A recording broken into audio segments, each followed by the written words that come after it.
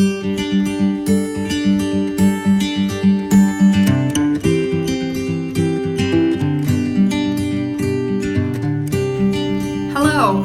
my name is Judy Cook and I'm the archivist at the Litchfield Park Museum. We thought it might be kind of fun to show you some behind the scenes things at the museum while everybody is spending more time at home. Some of you may wonder what an archivist does.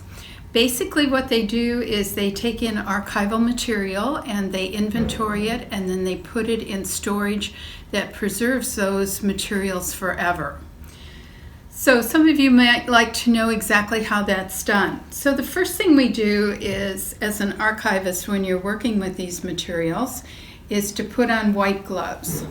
Archival materials are anything that is some sort of a record of what human beings have done in the past that records a certain amount of history.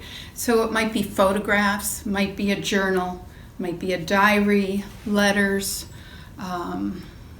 anything of that sort that would deteriorate rapidly if it wasn't put in storage. So I have here in front of me a picture of Wally Denny, who was the son-in-law of Paul Litchfield. And if you look at that picture, you'll see that it's put in what we call a Melinex sleeve. In other words, this is open. We use white gloves so that we can keep our fingers off of the photograph. Our fingers carry a lot of dirt and oil on them, and that can register on the photograph, and we don't want that to happen. If you can see on the back of it, there's been some wearing on this picture. There's been some writing. An interesting little tidbit is if you write with ink on the back of a photograph, over time it's going to move through that paper to the front of the photograph. So if you're keeping photographs at home, remember to use pencil.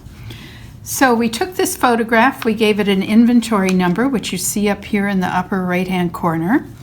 Then we took that and we slipped it into the Melinex sleeve.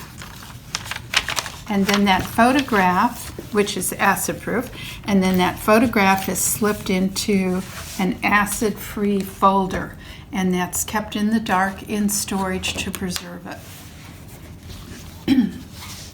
So one of the interesting things I wanted to show you today was a document that we have in our collection.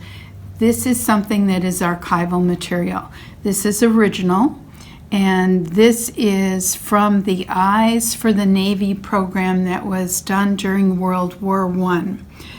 At that particular time, you'll remember that the Germans had a lot of submarines. Submarines were kind of a new thing to warfare, and the only way you could discover if there were submarines in the water is if you had a pair of binoculars or spy glasses or something that could see the little periscope coming up above the surface of the water. If you saw that, then you knew that the ship you were on was in trouble. So they borrowed a lot of binoculars, telescopes, spy glasses, those sorts of things from anybody who had one of those objects in the United States. The Navy would take them, they would give the donor $1, and then they used it for the duration of the war. After the war, they returned all of those objects back to the owners. This particular certificate belonged to a man by the name of Kenneth McMicken. This is a photograph of him, a copy, not an original.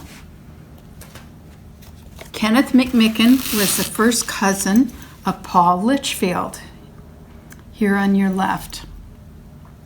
Paul Litchfield is the man for whom Litchfield Park is named.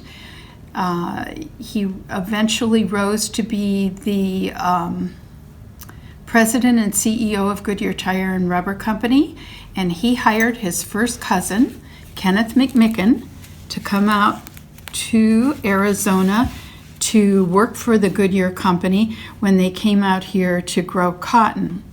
So before coming out here, Kenneth McMicken loaned one of these items, either a pair of binoculars or spy glasses or something, to the Navy.